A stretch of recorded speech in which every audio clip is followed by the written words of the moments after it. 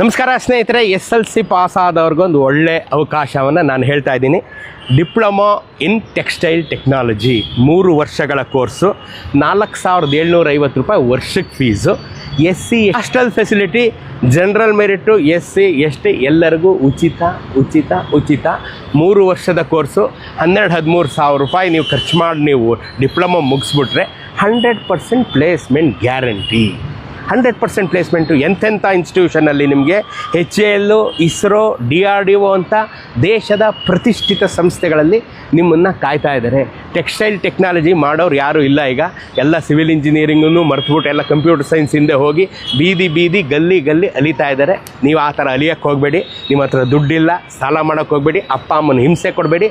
SLC pass ಆಯಿತಾ, ಬಂದು ಇಲ್ಲಿ ಸೇರ್ಕೊಳ್ಳಿ. KR ಸರ್ಕಲಲ್ಲೇ ಇದೆ Krishnarajendra silver jubilee technological institute, SJP ಪಕ್ಕಕ್ಕೇ ಇದೆ.